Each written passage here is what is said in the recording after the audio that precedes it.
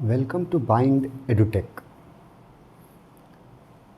We are continuing the chapter The Enemy, written by Pearl S. Buck. So far in this chapter, we have come to know that Hana and Sadao finally decided to take the wounded American soldier who was a prisoner of war to their house.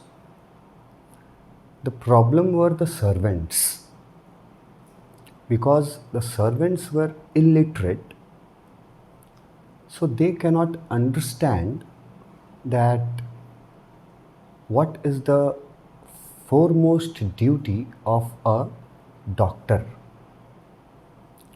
हाना और सदाओ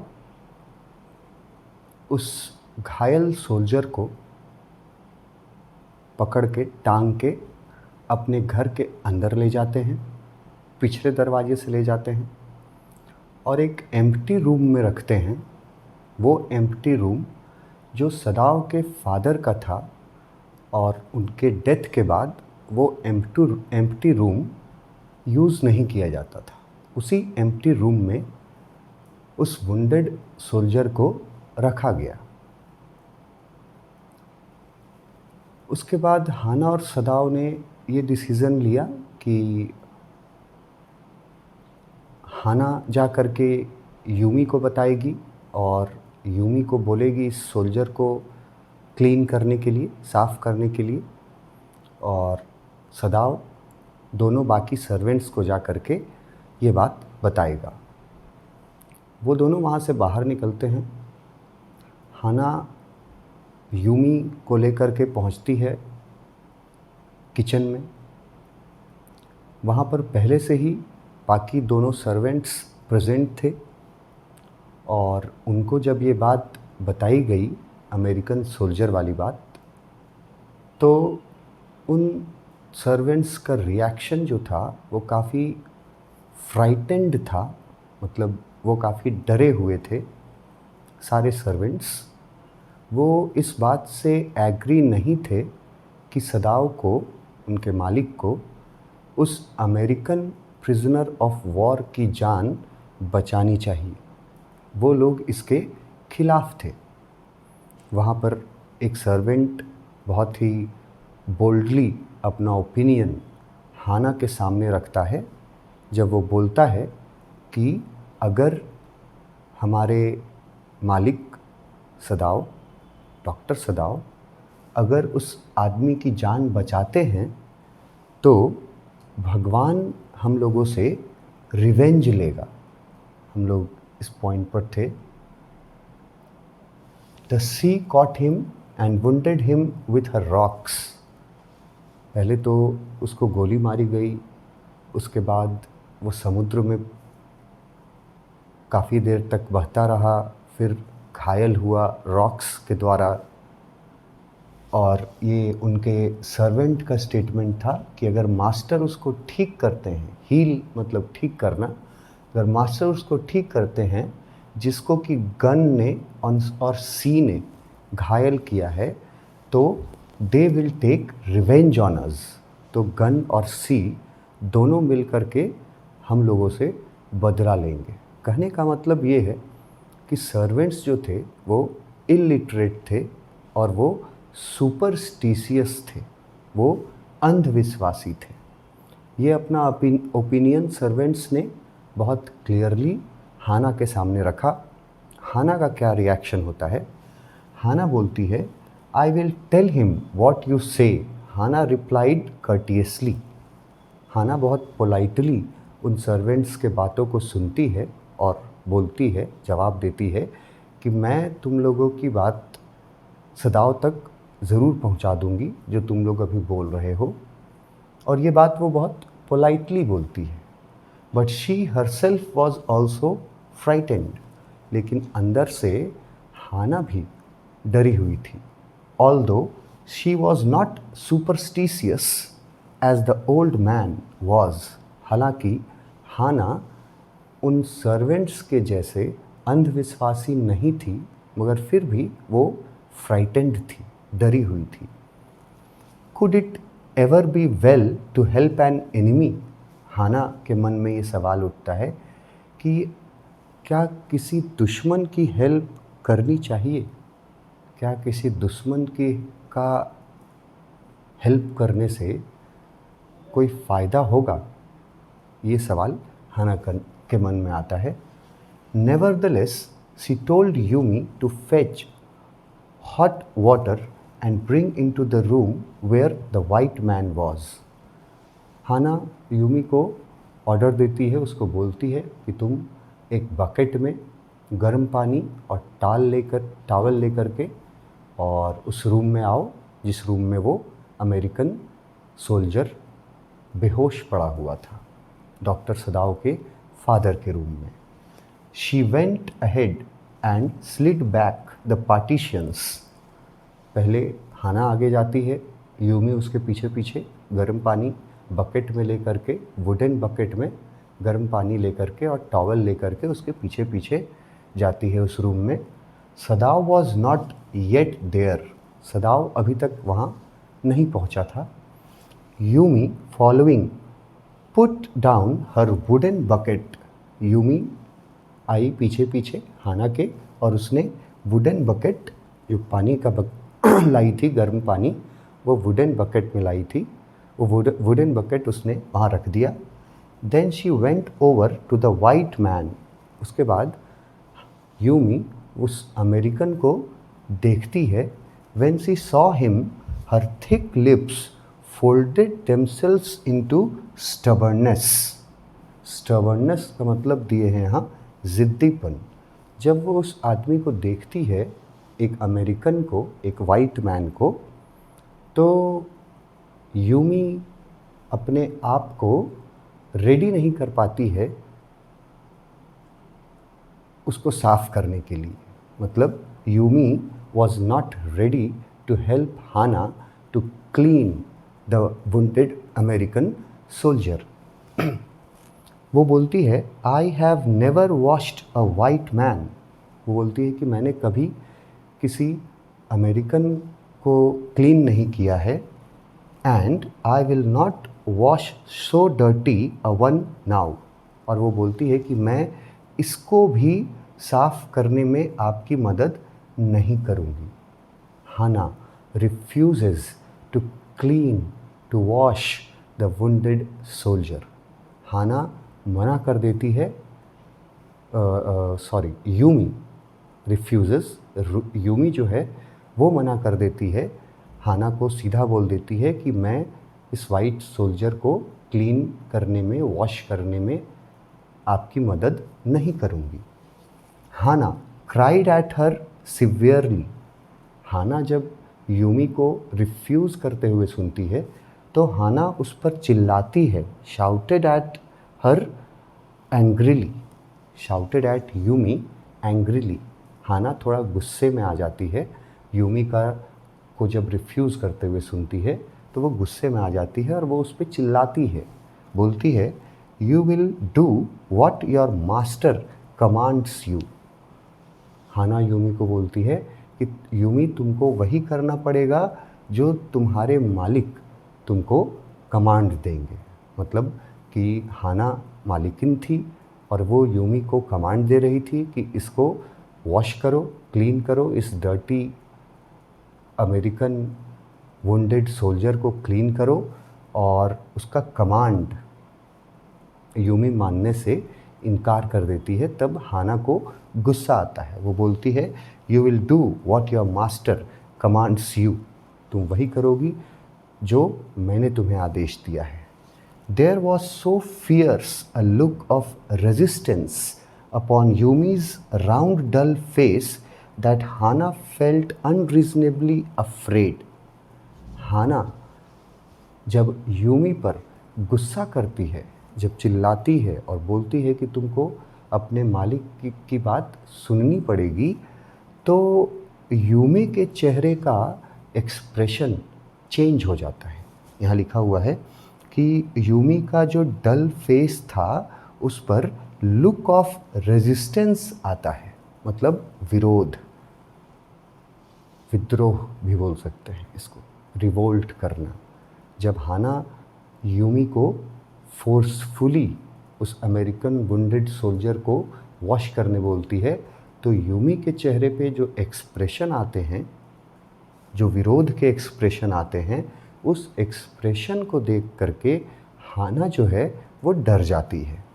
after all, if the servant should report something that was not as it happened, Hana ये सोचती है कि अगर servants को हम लोग अपने विश्वास में नहीं रखेंगे, अगर सर्वेंट्स हमसे गुस्सा हो जाएंगे, अगर वो लोग रिवोल्ट करेंगे, तो वो जाकर के बाहर किसी को भी बता सकते हैं ये बात, और फिर ये लोग फंस सकते हैं। इसीलिए वो यूमी के चेहरे पर जब गुस्सा देखती है तो हाना खुद डर जाती है, और फिर वो बहुत प्यार से यूमी से पेश आती है। वो बोलती है, very well she said with dignity, मतलब हाना जो पहले गुस्सा होकर के यूमी से बोली थी कि तुमको वही करना पड़ेगा जो तुम्हारे मालिक तुमको बोलते हैं, अब वो यूमी के चेहरे पर गुस्सा देख करके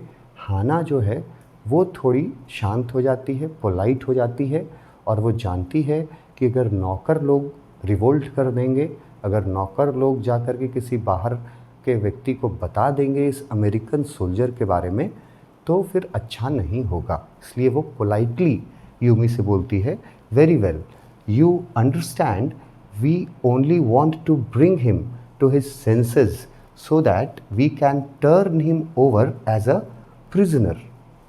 हाना जो है वो यूमी को समझाते हुए बोलती है, पोलाइटली बोलती है कि देखो यूमी, तुम इस बात को समझो कि हम लोग इसकी कोई मदद नहीं कर रहे हैं, हम लोग सिर्फ इसको होश में ला रहे हैं, इसकी जान बचा रहे हैं, और जैसे ही ये होश में आ जाएगा, जैसे ही इसकी जान बच जाएगी, वैसे ही हम लोग इसको वापस पुलिस के हवाले कर देंगे।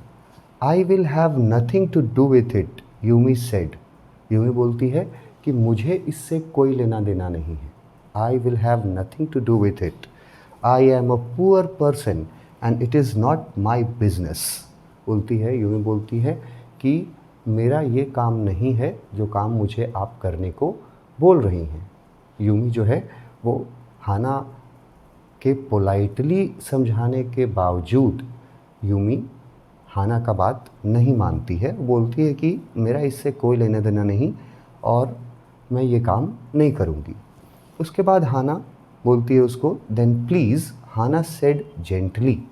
हाना फिर बहुत प्यार से उसको बोलती है कि कोई बात नहीं यूमी, अगर तुम नहीं करना चाहती हो, return to your own work. वो बोलती है कि ठीक है, अगर तुम नहीं करना चाहती हो तो तुम जा कर के अपना काम करो। At once Yumi left the room.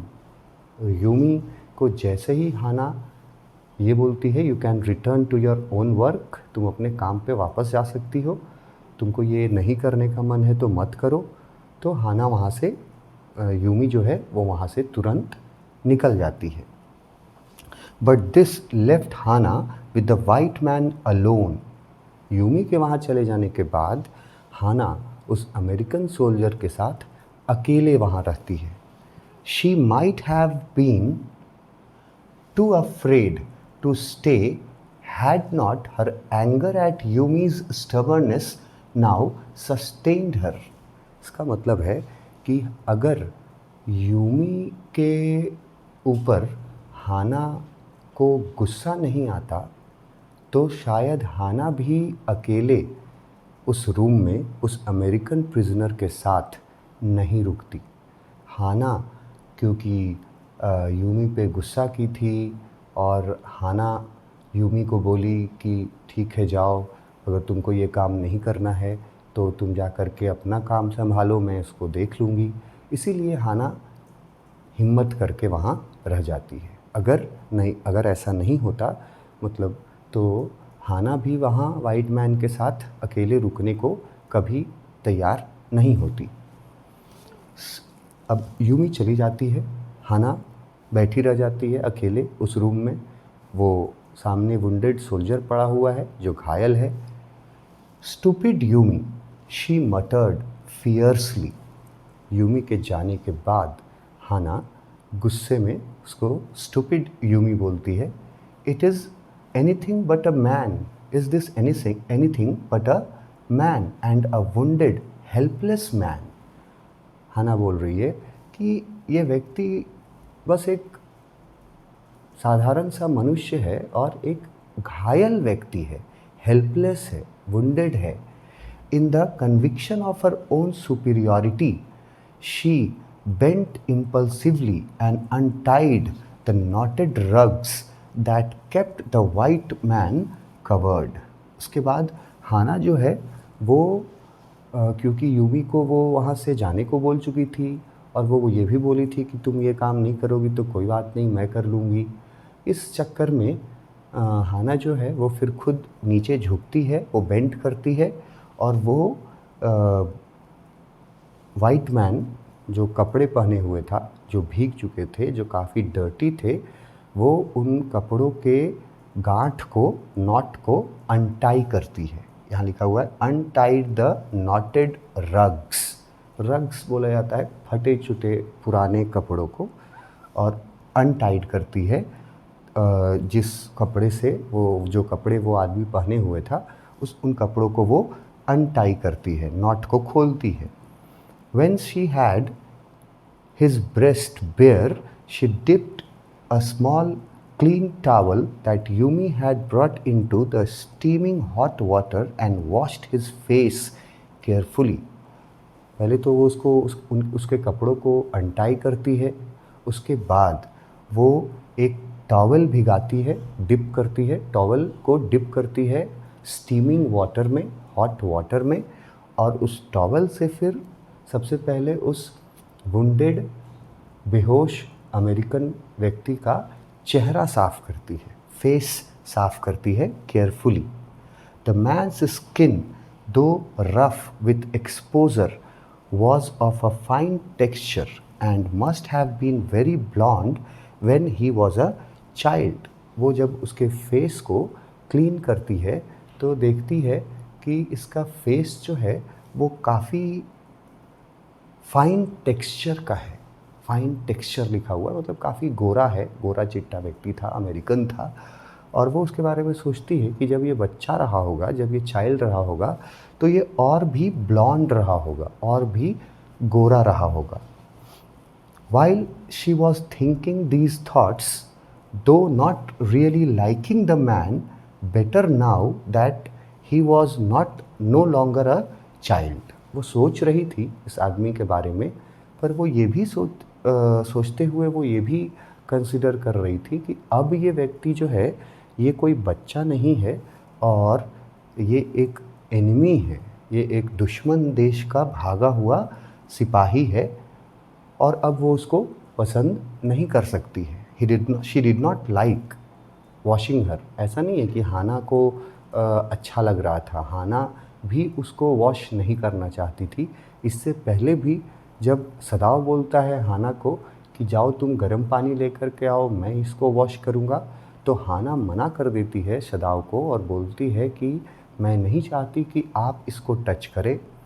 लेकिन अभी देखो कि हाना को खुद उस व्यक्ति को साफ करना पड़ रहा है, आउट ऑफ फोर्स, मतलब ना चाहते हुए भी वो उसके फेस को क्लीन करती है। She kept on washing him until his upper body was quite clean. वो उस व्यक्ति को के अपर बॉडी को पूरा क्लीन कर देती है। But she dared not turn him over.